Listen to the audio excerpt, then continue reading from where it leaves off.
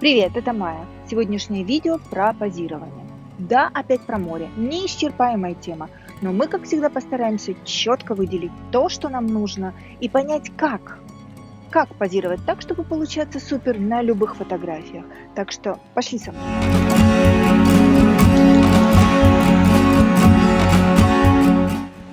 Если представить, что у любой фотографии есть вертикальная плоскость, когда человек фронтально стоит на камеру, и некая горизонтальная плоскость.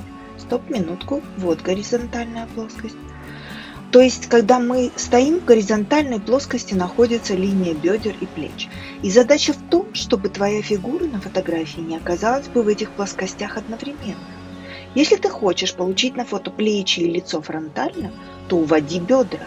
И наоборот, хочешь поставить фронтально ноги и бедра, тогда уводи в диагональ плечи.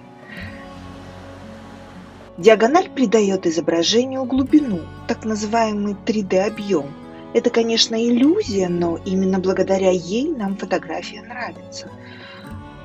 Ну а бонусом следует то, что любая фигура не фронтальная, а в 3/4 по отношению к камере смотрится изящнее.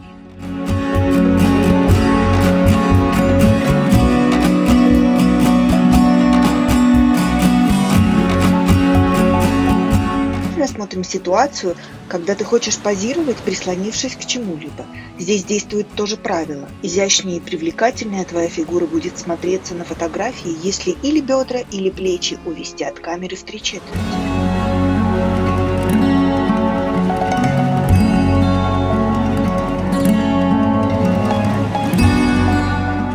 А как позировать, присев на коленку?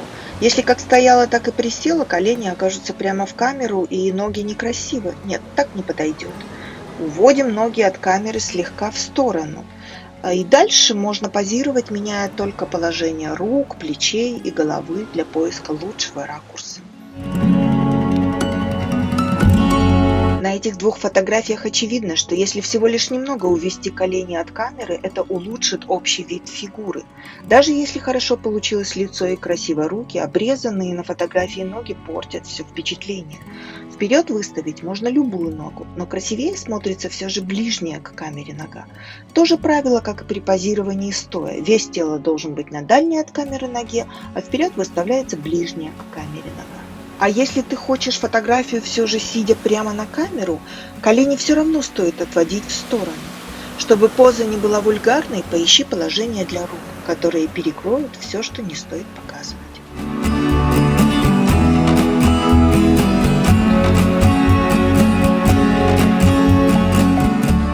А теперь рассмотрим позирование совсем сидя. Изящные ножки на камеру? Нет, конечно нет. Садись так, чтобы твоя фигура располагалась диагонально к камере, ну или совсем уж горизонтально. Ноги так будут смотреться выигрышно, а лицом и руками можно поработать, чтобы найти свой идеальный кадр. Оцени сама, насколько лучше фигура смотрится в горизонтальном расположении. Поставленные на камеру ноги выглядят деформированно, да и закрывают фигуру. И вот насколько длиннее и красивее кажутся ноги в диагональной позе. Хорошо смотрится фигура, располагаясь горизонтально на фотографии. Помни главное правило: всегда поворачиваться к камере в 3/4 и используй его, где бы ты ни позировала. Контролируй, с какой стороны находится снимающая тебя камера и как ты к ней встаешь. Старайся всегда бедрами или плечами создавать диагональную линию по отношению к камере. Это несложно визуально представить, в какой плоскости ты в итоге окажешься на фотографии. Как говорят исследования, человеческому глазу приятнее смотреть на изображение не на прямые, а на диагональные линии.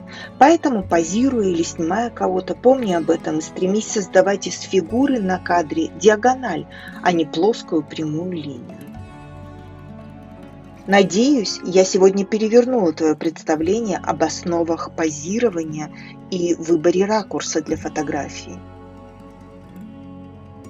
А как совладать с эмоциями и правильно работать лицом на камеру, чтобы всегда получаться на фотографиях круто, смотри в следующем видео.